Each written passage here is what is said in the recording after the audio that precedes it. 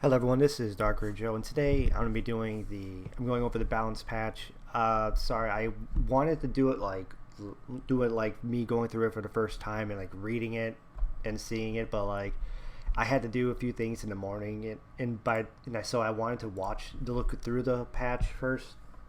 But my opinion on this is potentially the worst balance patch we've had, and like I want to see potentially because, I mean, there are some good things in it, but like every one of the, I wouldn't say every one of these. Like for example, Lone Crescent Bologna and Death Dealer Ray, they were already good. I mean, some say Ray needed it, but Bologna didn't really need it. She was already a pretty good unit. And Death Dealer Ray is especially when there's way other units that need it more than those two for sure. Like I don't know why. Like I get maybe they didn't do MO haste because they wanted more time to figure out what they're gonna do about him because you at this point you need to rework MO haste. So, but you could have put anyone else in there. Like you could have put Specimen Saz in there. You could have put some people are saying Judge Kisei. Maybe, yeah, I can see that too.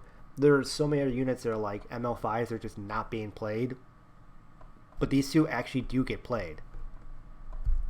In fact, I believe both of them were in the World Cup a lot. I mean, I know Bologna was a decent amount once ML Landy came was allowed to be played. Bologna came out was being played a decent amount. I think Def Ray had a good amount of showing in it too. So it's like, why this is the same situation? This is the same situation I had with like when they buffed Sermia. It's like Lionheart Sermia was yeah, she was falling off before she got buffed, but she was still a good unit. But they're like, oh, let's just buff her and make her better. Just a second she starts falling down. When there's other units out there that desperately need it.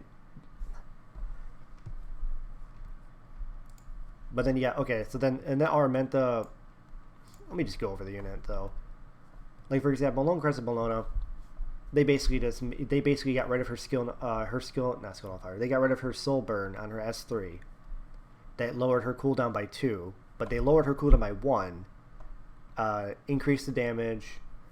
I think decrease the soul. Yeah, decrease the soul. But the souls you get because it's 1 turn cooldown less, and you get more souls. You get less a fighting spirit. So, and then they gave her S1 more damage. I'm. Oh wait, that's right. Because her soul burn wasn't damaged, and her old soul burn wasn't damaged. So yeah. Um, like overall, this buff, besides for it being on her when she doesn't really need it, like it's good. It's kind of like a QOL buff, I guess you can say. It allows her to feel like she's doing something outside of her, when her S3 is not on cooldown.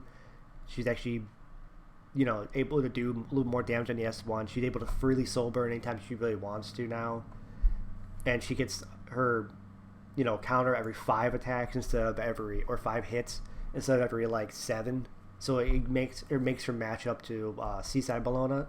So like the buff itself was fine. It's just like why did you choose her over other units? But like yeah, the buff itself is fine. Some people might say it's like kind of like a side grade. Well, no, everyone is probably gonna agree this is more or less gonna be a buff though. But they're gonna go like how much of a buff or is it worth it? Because I can see some people saying being complaining about the whole losing soul burn on this, because then you could basically get it like a 2 turn cooldown if you soul burned it. So, well, we'll see how it goes though. And then Death Dealer Ray. Well, actually, I guess the best thing about ML, Lone Crescent Bologna is the fact that you're now don't have to wait to use your her S3. Like back then, you kind of would want to wait until you have souls to use S3. Now you just can use S3 immediately on your first turn. So, and as far as the damage dealt, it's probably just going to be whatever this is going to be. Increases damage dealt when she has a buff. It's basically going to be that probably. So she's always going to do that much damage. I don't think they're going to give it more damage like that. So in the end, she's probably not going to do more damage than she currently does now, as long as she have a buff type of thing.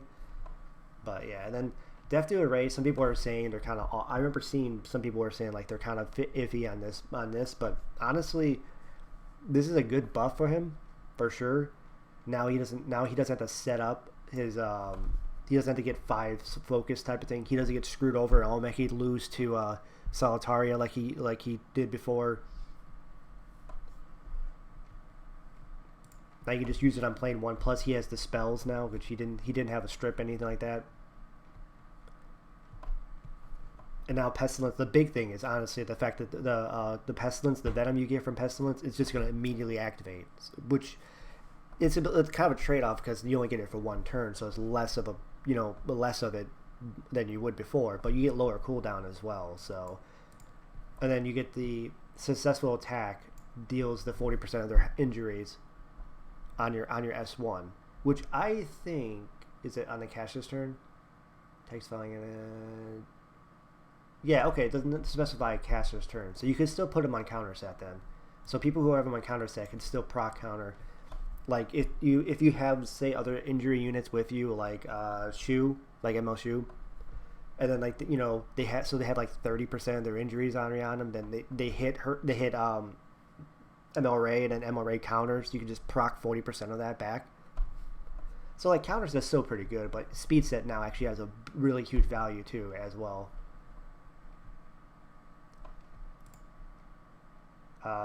Yeah, but as far as like this in general,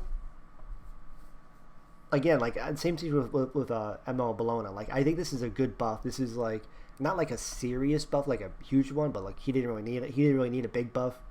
So I'm like, like you said, the targets are like the units. The things you give these 2 units are fine. I don't have a problem with how you buff them.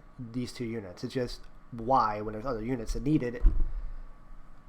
But and then here's the ones that I actually do have an issue. Well, this one is not as bad. This one I have a little bit of an issue, but not as bad as the other one. I'll get to her when we get to her. So this one basically they lowered the burn. Oh no, wait, this is right here. Okay, that's right. So they lowered that's right. They just got rid of the detonate. Her S1 no longer detonates unless you have the new Sue's equipment, which so now you have to have the EE, but now you detonate. So I'm like, okay, so like I get why they're doing this though, because now you can use her in Rift or other PvE content, or say you don't want to use it, you want to use it in RTA. You could potentially use it in RTA and then have it like you don't want to detonate the burns because you want to increase the amount of stacks for like Kane or Spectre Tenebria, anyone else who does extra damage based off the number of debuffs type of thing. Maybe that's why you don't want to detonate it.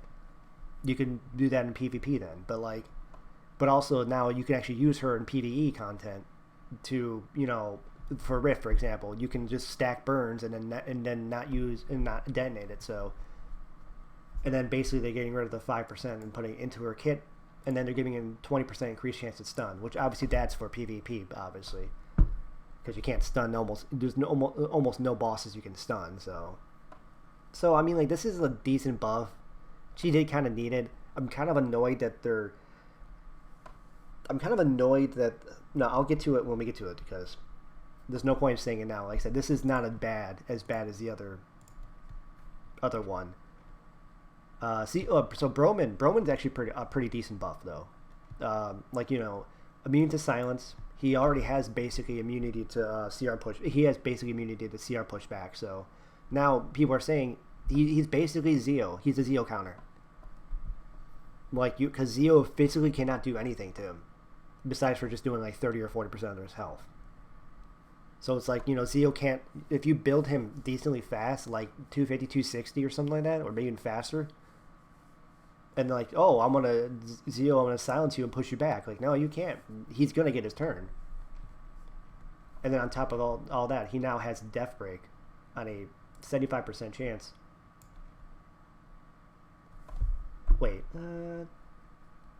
Okay, so the spell's 100% chance, but his Death Break's a 75%. And silence is 75%. Okay, so it's kind of risky, but I mean, hey, 75% chance for defense and silence, and it's 2-turn silence too. There's not many units that do that. Off my head, I think Edward's the 2 turns. If you get lucky and proc it, I know Audley is a 2-turn silence. And then now, well, Broman already always had a 2-turn silence. And I think, who else had the 2-turn silence? There was someone else that had a 2-turn silence. I can't think off my head. I think one else is, I think it was 1 turn. Right? Like, I know AOL is 1 turn on the S3. And then you got this one. This is the problem I have. Like, no, I don't mind this. Like, increasing damage dealt, increasing on on her base attack, on her base, this S3, base S3, and our soul burn damage, and increasing damage. Oh, it's the same thing. Yeah, just increasing damage is fine. I mean, it's kind of annoying about all that, about wasting a spot on the balance patch for just damage increase like this, but that's fine. What I have a problem with is this. Like, this is a huge thing. Like, anyone who actually, because I actually did use a Cirilla a few times, and I occasionally I'll rebuild her and I'll test her out. I play her out in RTA and sometimes in Guild Wars and Arena and stuff. But like, I actually used Cirilla in PvP, and you're gonna move her best exclusive equipment, like her only good exclusive equipment, I should say. Well, there's one that was like 30% chance to get an extra turn or something like that. That's not bad. But you're gonna get rid of her best exclusive equipment for decreasing defense, which again, it's cool and all.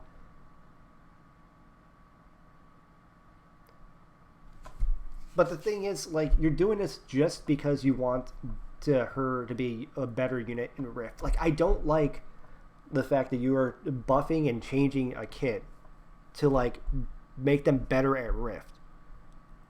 Because I don't like the idea of that. Or even just in general, like the whole introducing Kane and making Kane strictly, basically, only thing he's good at is strictly to fight, do Rift.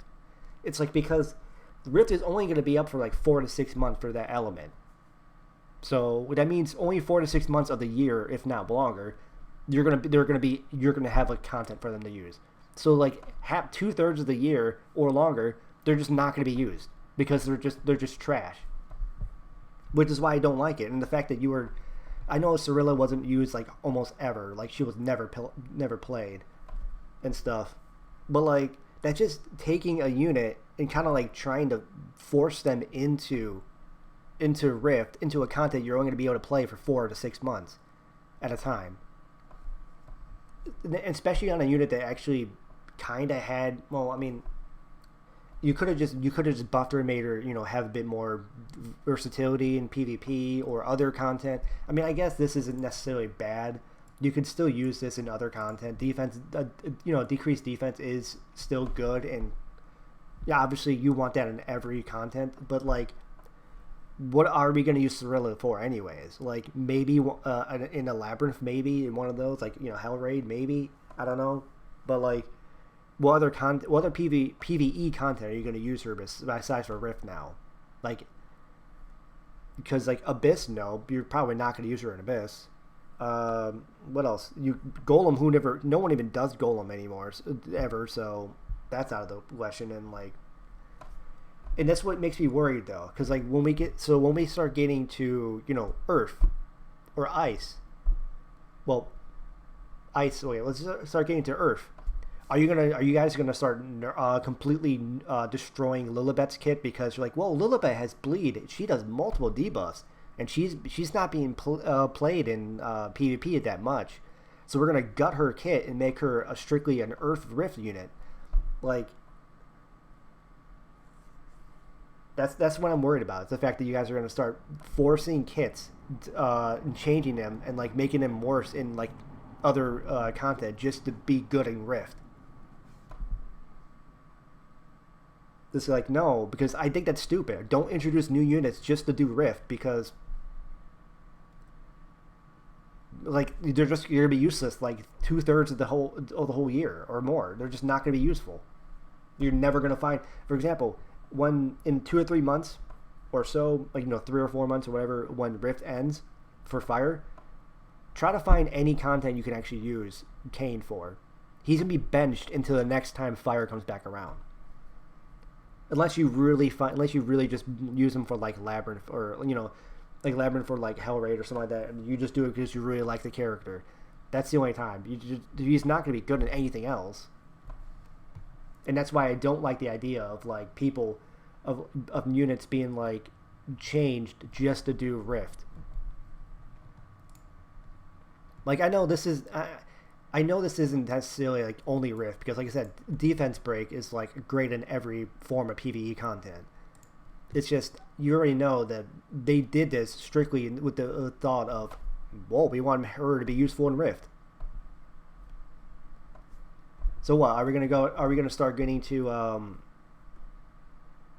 Well, actually, no. I can't. Let's say when we get to Ice Unit, are you gonna start making Sigrid like a strictly Rift unit? But like, well, I mean, at least she's gonna be good. She's gonna be good in Wyvern, so she's always gonna be good in Wyvern. So that's that. But the other units that have like a lot of debuffs and stuff, units are gonna go like, well, we'll just turn them into a Rift only unit. Like you could have gave her other stuff too with it that make us say, hey, we're not making her worse in other content. We want to, have her be useful and potentially PvP as well. Nope. You got rid of her best and only good exclusive equipment for PvP.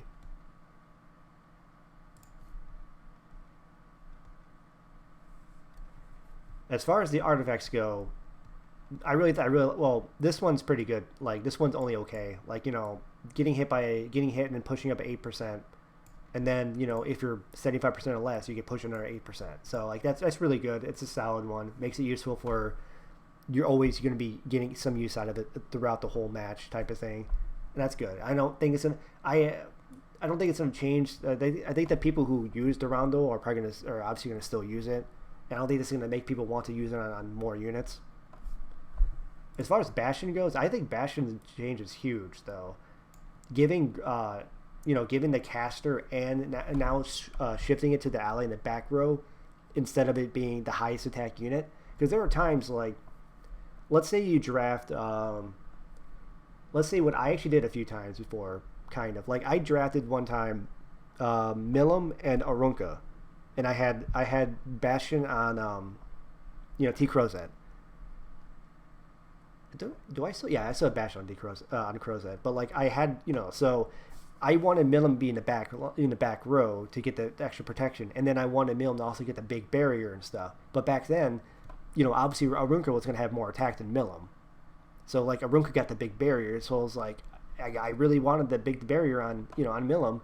So now it's easy for you to find out who to use it on, or who's going to get the barrier. So, or if you use it with like bruisers and stuff, like HP scaling bruisers. It makes it now you can actually use it again with HP scaling bruisers. So like, oh hey, I want to make sure this unit gets the big barrier now, instead of whatever unit that just randomly had a highest attack unit if using HP scalers. So now it's a lot better, and on top of obviously giving it to the caster as well, it's huge. So like 30% of your health as a barrier is huge. Especially if you put that on Eaton, it's like, if your Eaton's like 35,000 health, like, you're looking at like 11, about 11.5, almost 12,000 health. And as a barrier, that's really huge for anyone. I still think the only two units that are actually going to use this, though, it's probably going to be, Troublemaker Crozet or Eaton. It's usually those two. Like mine's on Crozet, and mine's on Troublemaker Crozet, and because my Eaton's on Adamant Shield. So, but like yeah. Then Sleep. This is actually pretty good. I didn't mind this. I still think they should have buffed Bleed itself though. Like I get why they're doing this, and make it so that Fumir comes out and be better and more counters to evasion and stuff, because now if you sleep someone, you guarantee can hit them, and I think they're all crit resistance is also gone, so you guarantee hit them. So you put them to sleep, you 100% will crit and hit them. So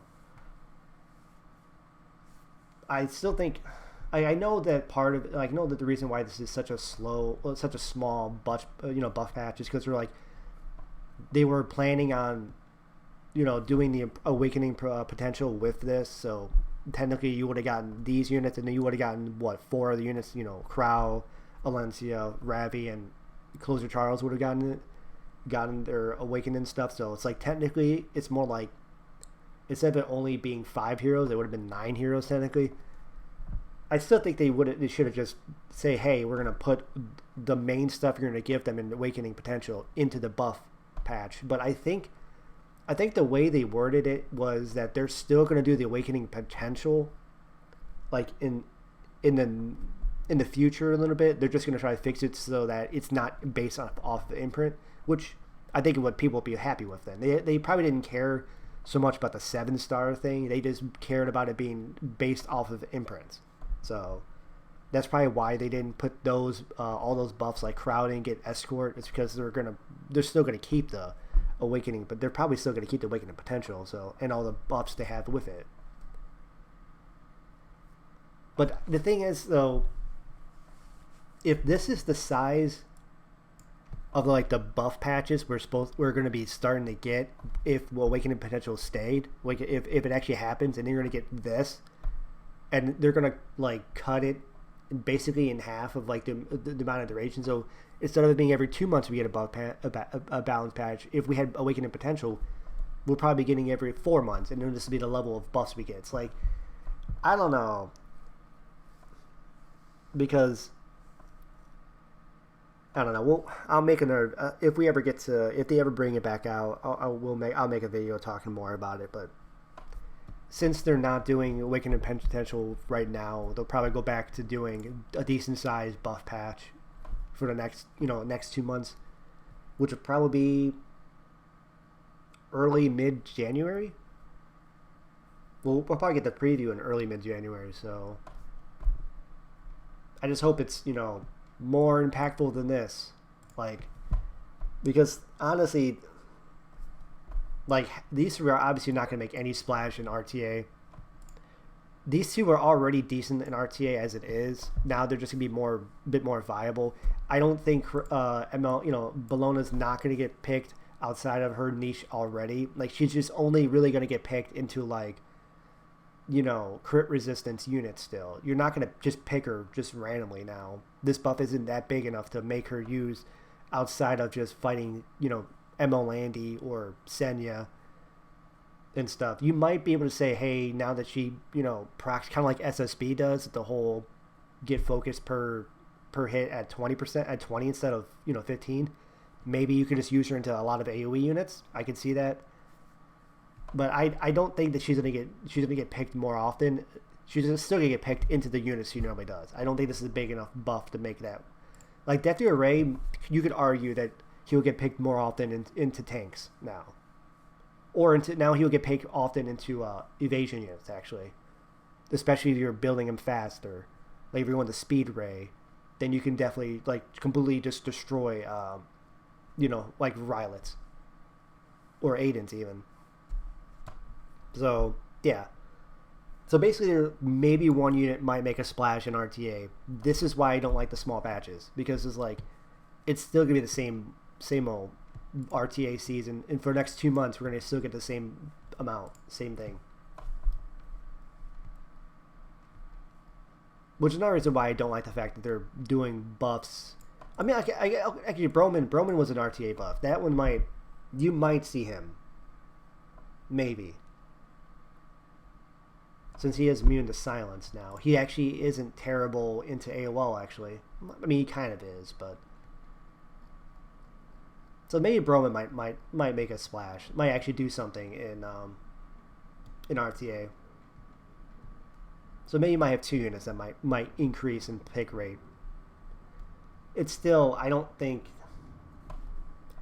It's just so annoying. I just wish they would have just...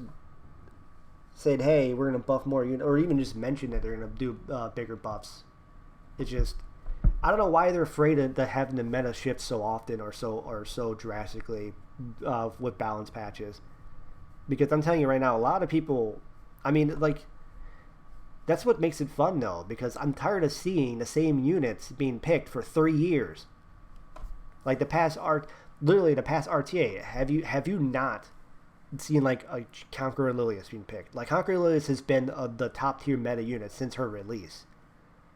Stene has been a top tier DPS unit since she got buffed 4 years ago, and she's still basically a meta, one of the a triple S meta tier DPS unit, and she ain't changing until the meta switches. I mean, she ain't gonna get picked as often now because there's a lot more AOE units to fight her, obviously. But she's. I'm not saying to nerf her. But I'm just saying that if the same unit can literally be picked and be triple S tier for 4 years, I think some things need to change a bit. Or Lua being potentially the most broken unit in the game since her release, like a year or two ago. I don't remember how long she's been out, but she's practically been a must pick, must ban in every game. Because the meta is not the meta doesn't shift enough. They don't do enough balance patches. They don't do anything big. Even during the preseason, when we're having a balance patch happen just when the preseason hits and stuff, what happens? You're thinking that would be the best time to do the craziest buffs, the biggest changes. A lot of the times they're just the smallest stuff. I'm like, why? If it's during a preseason, especially, it's like do stuff. Like I miss when they did frenzy changes and stuff. I mean, yeah, they made people want to spam those units, but at least then you get to see other units. Like when they did Soul Weaver buffs, hell, there was a lot of Soul Weavers just randomly got picked. I was able to pull back out Wrecker and Roar like I used to do back in the days, and I was actually doing pretty good with her. I know it's before her special change and stuff. She was doing pretty good on that. But no, we haven't had a frenzy change in like 3 seasons. I think now they just still kept in the same frenzy changes, which is basically gutting HP bruisers, but like quickly or two. So now HP tanks are falling off, or HP damage dealers are falling off. They need to switch stuff up, or at least give us bigger balance patches. Even if it's like smaller stuff, like Armentas and like Bromans, and these like smaller buffs where it's not like a big buff type of thing, just a few extra small like skill increases or not skill increases, but like a little bit like Broman. For example, Broman getting Death Break on S3 and getting silence immunity basically. Hey, if you do that kind of level of stuff just into more units during balance patches, people might actually be able to play more units.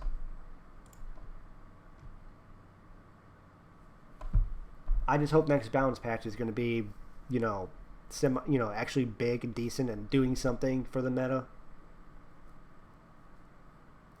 Anyways, that was my video. I didn't do no script type. I never do scripts anyways, but I try to. Usually I'll try to like think of what exactly I'm going to say before I do the video, but you know what?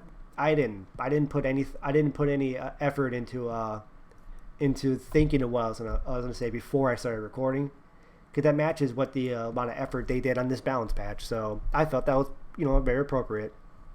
Anyways, I'll see you guys next video.